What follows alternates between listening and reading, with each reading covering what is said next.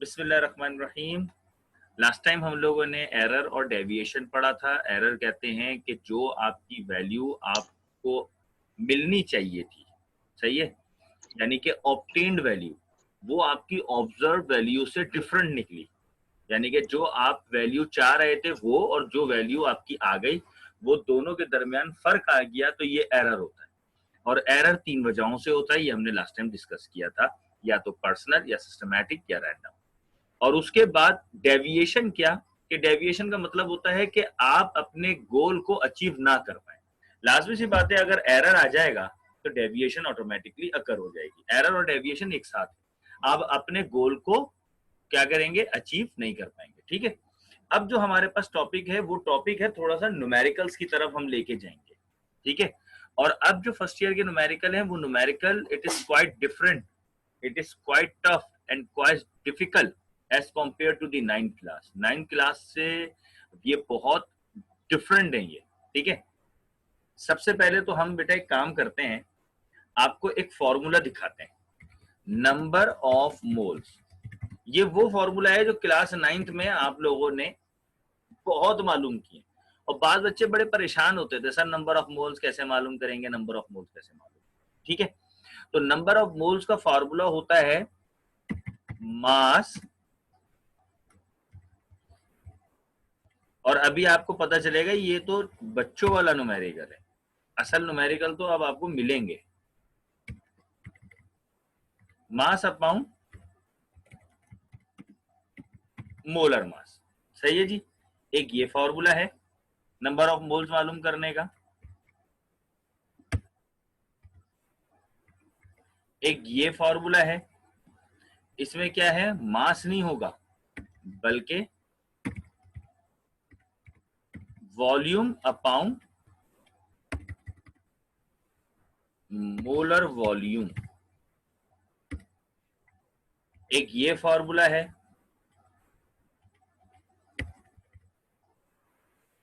मास, volume और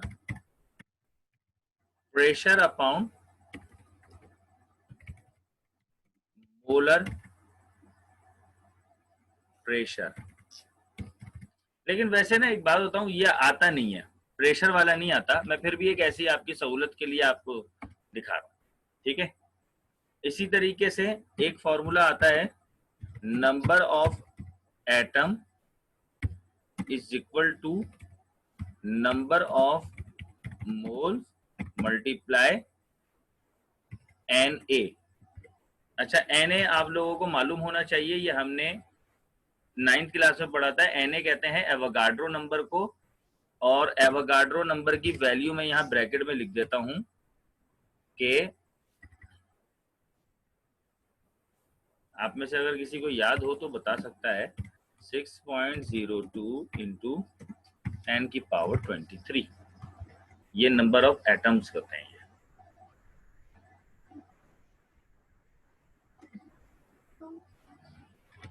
सही है जी। अब जरा गौर से देखना प्यारे बच्चों, आप लोगों के पास ये कुछ फॉर्मूलाज हैं, इन फॉर्मूलाज को मद्देनजर रखते हुए हम जो है अपने टॉपिक को मजीद आगे बढ़ेंगे। अब ये मैंने जो चार फॉर्मूलाज आपको दिए ना, number of moles, number of moles, number of moles, ये नंबर ऑफ मोल्स हमारे लिए सबसे अहम चीजें। फर्स्ट ईयर के चैप्टर नंबर 1 के जो 40-50 न्यूमेरिकल्स हैं, उसमें सबसे अहम चीज होती है number of moles. Number of moles आपको मालूम होने आने चाहिए, मालूम करना आपको आना चाहिए। ठीक है, अब नंबर ऑफ मोल्स हम कैसे फाइंड आउट करते हैं, मैं एक न्यूमेरिकल दे देता हूं। नंबर ऑफ एटम हम कैसे फाइंड आउट करते हैं, एक न्यूमेरिकल दे देता हूं। क्योंकि ये हमारे पास न्यूमेरिकल आता नहीं है, लेकिन हमें फाइंड आउट तो करना है ना, इसलिए मैं आपको ये जर्नली तौर पर समझा देता हूं। सपोज करें सवाल आया, कैलकुलेट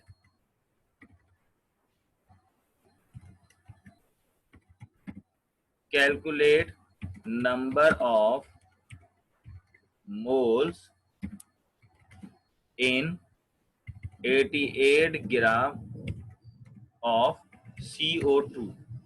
सही है, आपको कार्बन डाइऑक्साइड में नंबर ऑफ मोल्स मालूम करना है। अब आप नंबर ऑफ मोल्स कैसे मालूम करेंगे, you have to find out the number of moles, but how. सही है, आप सबसे पहले तो आप, मैं डायरेक्ट फॉर्मूला लगा के दिखा रहा हूँ आप लोगों को। ये 9th क्लास होता ना तो मैं आपको पूरा डेटा बनाता, फॉर्मूला लगाता, कैलकुलेशन करता। मैं आपको सिंपल अभी बता रहा हूँ नंबर ऑफ मोल्स मालूम कैसे करते हैं। आपको नंबर ऑफ मोल्स मालूम करना आना चाहिए बस, ठीक है। नंबर ऑफ मोल्स, हमारे पास फॉर्मूला क्या है नंबर ऑफ मोल्स का? मास अपॉन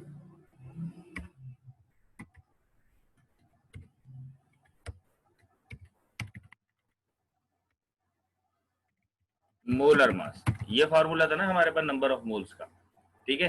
अब सिंपली हम नंबर ऑफ मोल्स मालूम कैसे करते हैं? आपने इस फॉर्मूले को लिया, आपने इसके अंदर वैल्यूज पुट की सबसे पहले, ठीक है। मास की जगह आप क्या लिखेंगे? 88 ग्राम ये मास है। मोलर मास की जगह आप क्या लिखेंगे? 44, सही है। अब मुझसे कोई बच्चा सवाल पूछे सर ये 44 कैसे आया, जल्दी से पूछे कोई एक बच्चा सवाल, कोई बच्चा सवाल पूछे जल्दी से माइक ऑन करके, सर ये 44 कैसे आया? या कोई बता सकता है 44 कैसे आया? सर कार्बन डाइऑक्साइड का मोलर मास था। कार्बन डाइऑक्साइड का मोलर मास था। तो ये मैंने कार्बन डाइऑक्साइड का मोलर मास फाइंड आउट किया है, सही है। ये मैंने जो 44 लिखा है ना, ये मैंने कार्बन डाइऑक्साइड का मोलर मास फाइंड आउट किया है। कैसे किया है वो मैं आपको यहाँ लिख के दिखा देता हूँ। चले, ये 44 कैसे आया यहाँ मैं आपको बताता हूँ। ये मेरे पास कार्बन डाइऑक्साइड था। मोलर मास फाइंड आउट करने का तरीका क्या था, हम लोगों ने इससे पहले भी डिस्कस किया, फिर भी बता देता हूँ। एक मेरे पास कार्बन है और एक मेरे पास एलिमेंट ऑक्सीजन है कार्बन डाइऑक्साइड में। कार्बन मेरे पास एक है, ऑक्सीजन मेरे पास दो है। ऊपर देखें फॉर्मूला CO2, एक कार्बन दो ऑक्सीजन, सही है। कार्बन का एटॉमिक मास 12 होता है और ऑक्सीजन का एटॉमिक मास कितना होता है? 16 होता है। ये हम 9th क्लास से पढ़ते हुए आ रहे हैं। एटॉमिक मास फिर भी आप लोगों को याद करने की जरूरत नहीं है, बोर्ड वाले दे देते हैं आपको। 12 को मल्टीप्लाई करें 1 से 12 और 16 को मल्टीप्लाई करें 2 से 32। इन दोनों को अगर आप प्लस कर दें तो आपका आंसर आ जाएगा 44। तो वो जो ऊपर मैंने 44 लिखा है वो मोलर मास इस तरह निकाला है, ठीक है। आई बात समझ में? कोई कंफ्यूजन तो नहीं है मोलर मास निकालना। और ये बात याद रखिएगा 9th क्लास का न्यूमेरिकल होता ना तो मैं तो आपको इसको बहुत ही आसान तरीके से करके समझाता, सही है।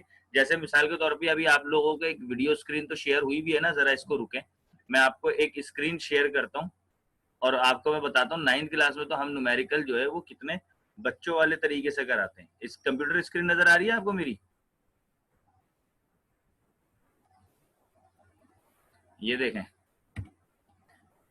ये वीडियो नजर आ रही है बेटा? बच्चों वीडियो नजर आ रही है? जरा माइक खोलना कोई एक बच्चा। जी सर आ रही है। अच्छा, वीडियो में मेरी आवाज आ रही है या वीडियो साइलेंट आ रही है? सर आपकी आवाज आ रही है।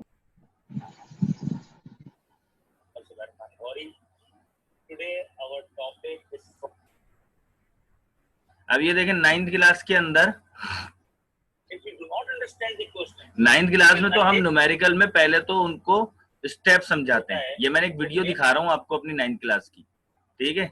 और दूसरी चीज ये है, फिर न्यूमेरिकल जो है वो नंबर ऑफ मोल्स के फॉर्मूला लिया। मैं एक काम करूंगा, ये 9th क्लास के जो न्यूमेरिकल्स थे ना जो मैंने समझाया है, इसकी वीडियो मैं आप लोगों को भेज दूंगा ग्रुप में, ठीक है। आप ये वीडियो देख लेना कि नंबर ऑफ मोल्स के न्यूमेरिकल कैसे समझे जाते हैं, ठीक है। लेकिन हमारे पास यहाँ इस वक्त जो टॉपिक है ना वो हमारे पास टॉपिक 9th क्लास के नंबर ऑफ मोल समझना नहीं है। हमारे पास ये नंबर ऑफ मोल्स आपको निकालने कैसे। हमें बार बार ये भी नहीं लिखना होता कि molar mass of carbon dioxide हम हेडिंग डालेंगे और इस तरीके से फाइंड आउट करके दिखाएंगे। नो नो नो, आप डायरेक्ट जस्ट आंसर लिखते हैं 44, सही है। मिसाल के तौर पे अगर यहाँ CO2 की जगह H2O लिखा हुआ होता ना, मैं डायरेक्ट यहाँ 18 लिख देता, सही है। क्यों? क्योंकि मुझे मालूम है वाटर का 18 होता है। आप लोगों को उंगलियों के टिप पे मालूम होना चाहिए कार्बन डाइऑक्साइड का 44 होता है, वाटर का 18 होता है, ग्लूकोज का 180 होता है, Na2CO3 का 106 होता है, NaSCO3 का 84 होता है। ये सारी चीजें, CaCO3 का 100 होता है, CaOH का 74 होता है। ये आपको उंगलियों के टिप पे याद होने चाहिए। और वो कैसे याद होंगे? आप कैलकुलेटर निकाल के फौरन कैलकुलेट कर लिया करें, क्योंकि आपको एटॉमिक मासेस भी याद होने चाहिए, ठीक है। अब मैंने क्या किया, 84 को 44 से डिवाइड किया, आंसर आ गया मेरा 2। तो ये जो है वो क्या हो गया, मेरा मोलर मास मैंने निकाल लिया, नंबर ऑफ मोल्स मैंने निकाल लिए। ये 2 जो है वो मोल्स हो गए, सही है। कितना आसान था, 2 मोल्स हो गए। ठीक है, अभी इस वक्त जल्दी जल्दी कैलकुलेटर निकालना तमाम बच्चे, सही है, क्या निकालोगे, कैलकुलेटर निकालो तमाम बच्चे, और मुझे जो है वो एक सवाल का जवाब मुझे लिख के दो जल्दी से, मुझे सिर्फ मुझे आंसर चाहिए बस। Calculate number of moles in 206 gram of Na2CO3। जल्दी से मुझे इसका आंसर बताओ, बाकी मैं कुछ नहीं बताऊंगा, इसके मोलर मास, एटॉमिक मास, तमाम बच्चे जरा मुझे इसका आंसर बताएं। Calculate number of moles in 206 gram of Na2CO3। चलें जी, your time starts now. Mashan, Manahil, Bisma, your time starts now. जल्दी से इसको मुझे आंसर करके बताएं, अगर किसी को नहीं आता तो मुझे बताएं, मैं उसको दोबारा समझा दूंगा।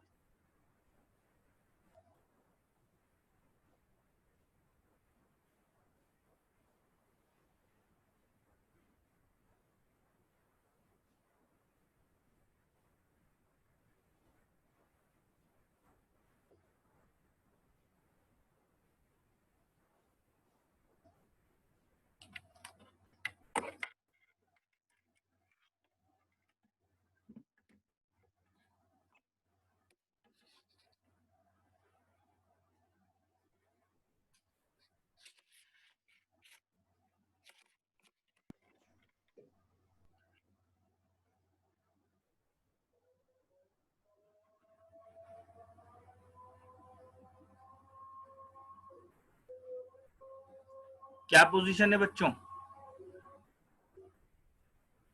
जूम रिकॉर्डिंग कर दूं तो ये calculate number of moles in 206 gram of Na2CO3 का आंसर ये है, और आप लोग जरा चेक कर लिएगा, आप लोगों के पास जो है वो 206 से 106, तो ये अप्रॉक्स मैंने 2 कर दिया था राउंड फिगर के लिए, वरना इसका 1.94 कुछ आंसर आ रहा है। ठीक है, अच्छा जी, अब एक और बात याद रखिएगा कि ये तो मैंने आपको फॉर्मूला बता दिया, इस फॉर्मूले के तहत मैंने आपको बता दिया कि मास अपॉन मोलर मास। ठीक है, किसी भी एलिमेंट या कंपाउंड का जो मास होगा उसको डिवाइड कर दो उसके मोलर मास से, आपको वॉल्यूम पता चल जाता है, ओ मोल्स पता चल जाता है। ठीक है, अच्छा, अब नंबर ऑफ मोल्स इस फॉर्मूले के तहत मालूम करनी होगी तो कैसे करोगे, सही है। मोलर वॉल्यूम, ये बात याद रखना, हमेशा सबका फिक्स होता है, और वो है 22.4 डेसीमीटर क्यूब।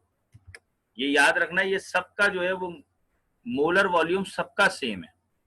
ठीक है, जब कभी भी इन्होंने आपको वॉल्यूम के तहत पूछ लिया ना, तो वॉल्यूम ऊपर जो भी सवाल दिया हुआ है वो वॉल्यूम लिखोगे, मोलर वॉल्यूम के अंदर आप यही लिखोगे। मिसाल देता हूं मैं आपको, ये देखें, इसको मैं यहां से इसको कॉपी कर लेता हूं। सवाल हम देते हैं, यहां एक सवाल लेते हैं, क्वेश्चन है calculate number of moles in 44.6 decimetre cube. सवाल इन्होंने ये पूछा कि नंबर ऑफ मोल्स बताएं आप 46.4 डेसीमीटर क्यूब, सही है, ऑफ, कोई गैस ले लें आप मिसाल के तौर पे, ऑफ HCl गैस, कोई गैस ले ली। अब इसका नंबर ऑफ मोल्स मालूम करना है आपने। अब यहां आप देखेंगे कि ये 44.6 डेसीमीटर क्यूब ये वॉल्यूम का यूनिट होता है।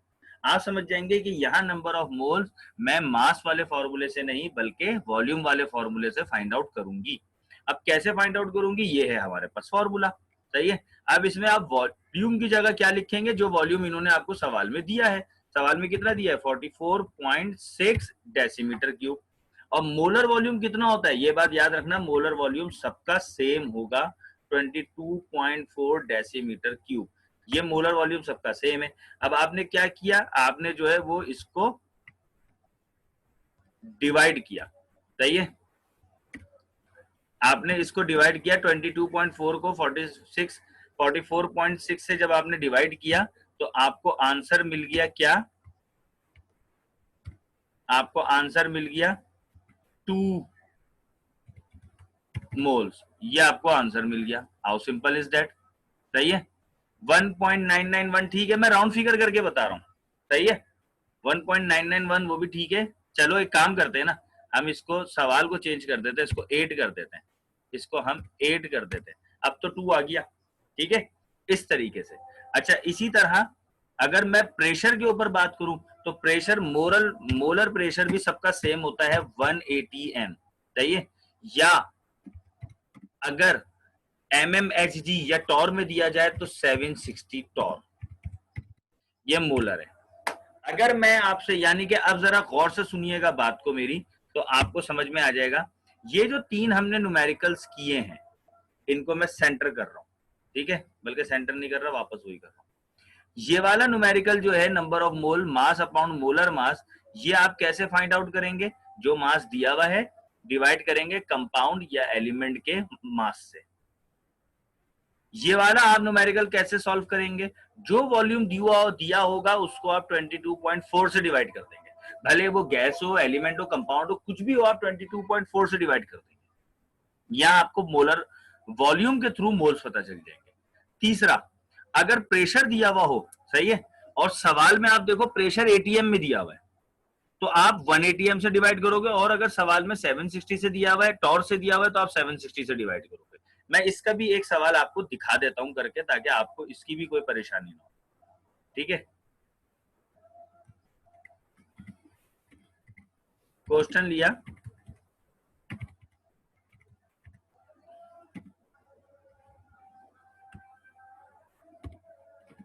Calculate the number of moles in 1200 torr pressure of a gas। गौर से देखें, मालूम क्या करने को कहा है इन्होंने? नंबर ऑफ मोल्स, सही है, और दिया हुआ क्या है? प्रेशर। आप समझ जाएंगे ये वाले फॉर्मूले से होगा। प्रेशर कितना दिया हुआ है? प्रेशर दिया हुआ है इन्होंने 1200 टॉर। अब जब टॉर दिया है ना, तो मैं इससे डिवाइड करूंगा 760 से, इससे डिवाइड कर दूंगा मैं, सही है। और अगर इन्होंने एटीएम में प्रेशर दिया होता, यहां सपोज करो इन्होंने एटीएम दिया हुआ होता है, एटीएम, तो फिर मैं यहाँ नीचे 1 से डिवाइड करता, लेकिन यहाँ इन्होंने हमें दिया है टॉर में, सही है। तो अब मैं नीचे क्या करूंगा, इस पूरे वैल्यू को मैं 760 से डिवाइड कर दूंगा, सही है। 760 से डिवाइड करूंगा, जल्दी से बताएं आंसर क्या आ रहा है? सर 1.578। 1.578। ये हमारे पास क्या है? नंबर ऑफ मोल्स, सही है। ये हमारे पास नंबर ऑफ मोल्स आ गए। तो कहने का मतलब ये है कि हमारे पास टाइम अब 10 मिनट का रह गया है, सही है। तो हम इसको भी शेयर करेंगे, इस वीडियो को भी, और इसके साथ साथ जो है वो एक नंबर ऑफ मोल्स की जो 9th क्लास की वीडियो है, जिसके अंदर 9th क्लास की वीडियो में हमने नंबर ऑफ मोल्स को इन डिटेल पेश किया है। वैसे तो मुझे उम्मीद है कि अब आपको 9th क्लास की वीडियो की भी जरूरत नहीं है, इसी पे ही समझ में आ जाएगा, लेकिन फिर भी मैं सेंड कर दूंगा। अब ये अगर आपने नंबर ऑफ मोल्स कैलकुलेट करना सीख लिया, अब अगली चीज आती है कि नंबर ऑफ मोल से आपको नंबर ऑफ एटम कैलकुलेट करना है।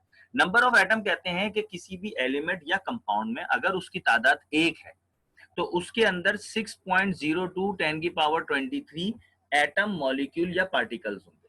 एटम क्यों कह रहा हूं मैं? अगर वो एक जो है वो एलिमेंट है, तो उसके अंदर 6.02 10 की पावर 23 एटम होंगे। अगर मैं किसी एक कंपाउंड की बात कर रहा हूं और वो कंपाउंड गैस या लिक्विड है, तो उसके अंदर 6.02 10 की पावर 23 मॉलिक्यूल्स होंगे। और अगर मैं किसी एक कंपाउंड सॉलिड की बात कर रहा हूं, तो उसके अंदर भी 6.02 10 की पावर 23 पार्टिकल्स होंगे। इसलिए हम 6.02 10 की पावर 23 के 3 नाम लेते हैं, एक एटम, एक मॉलिक्यूल, एक पार्टिकल। इसलिए इसको हम एवोगाड्रो नंबर कहते हैं, जिसको Na से जाहिर करते हैं, सही है। अब सपोज करो आपको नंबर ऑफ एटम कैलकुलेट करना है, सही है। मिसाल के तौर पे इसका भी एक सवाल ले लेते हैं। पहले सवाल लेने से पहले ऊपर फॉर्मूला को मैं कॉपी तो कर लूं। सवाल लेते हैं, calculate number of atom in 44.8 decimetre cube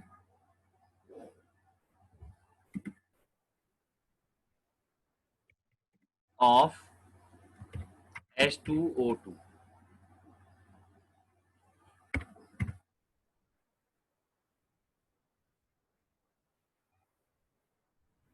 अब गौर से देखो हम कैसे कैलकुलेट करेंगे।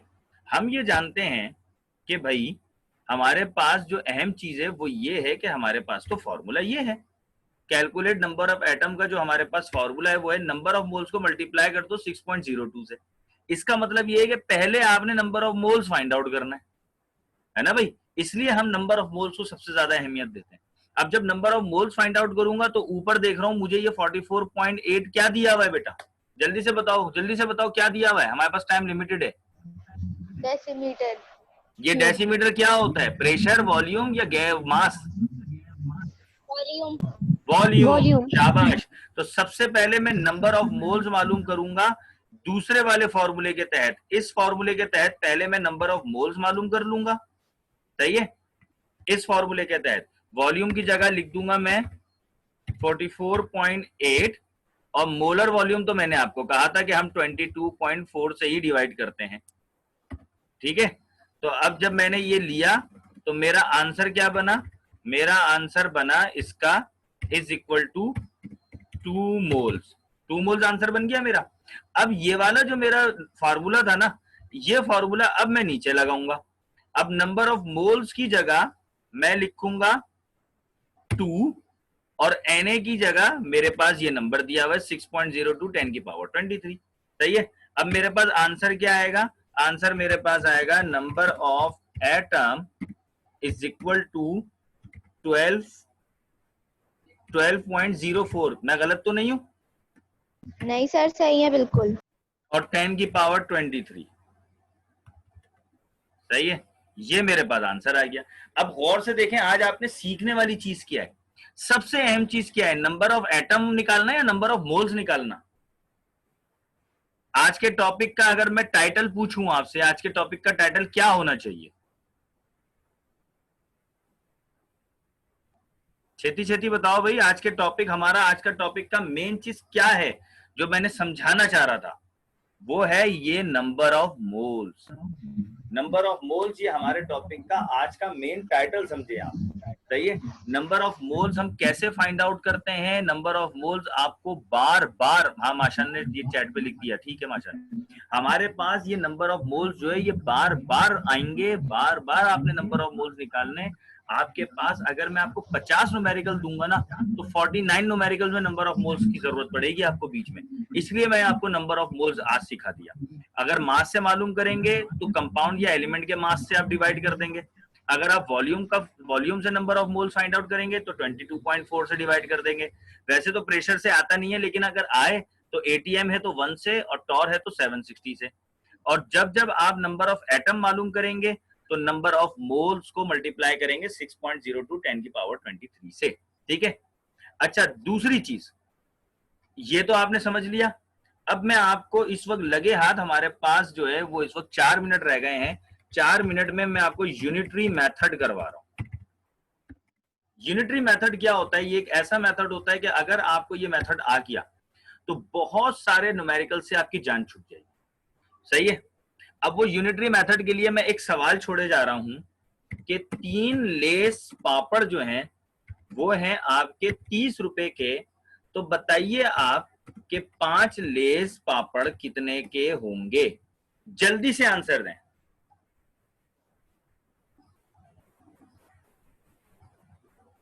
सर 50 रुपए के। 50 रुपए के, माशान छेती बताएं कितने के होंगे।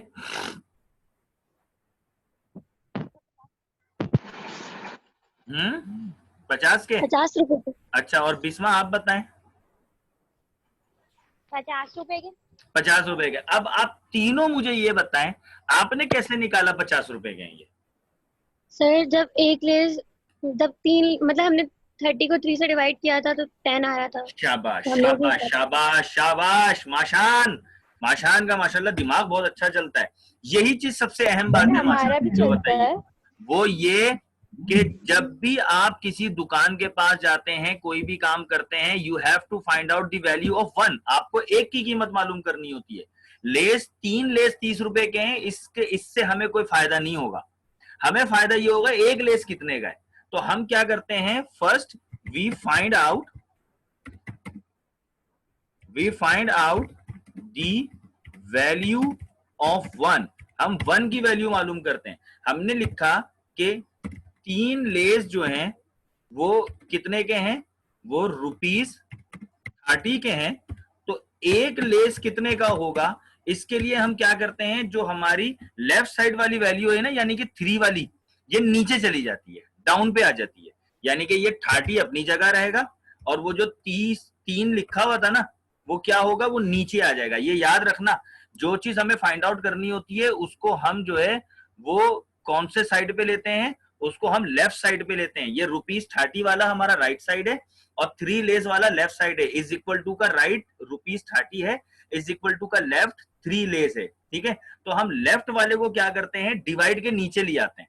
ठीक है जी, डिवाइड के नीचे लाऊंगा तो यहां पर मैं 3 से डिवाइड करूंगा, तो इससे क्या होगा, मुझे एक की कीमत पता चल जाएगी। लेकिन अभी चूंकि मुझे एक की कीमत मालूम नहीं करनी, मुझे मालूम करनी है 5 लेस कितने का है।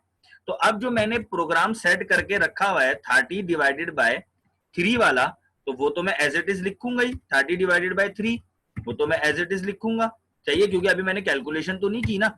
अब मुझे 5 लेस की कीमत मालूम करनी है, तो मैं मल्टीप्लाई कर दूंगा इसको 5 से। अब ये मेरी पूरी कैलकुलेशन तैयार हो गई। 30 को डिवाइड करें 3 से, मल्टीप्लाई करें 5 से, आपके पास आंसर आ जाएगा 50 और ये आपका आंसर हो जाएगा। इस पूरे मेथड को हम कहते हैं यूनिटरी मेथड।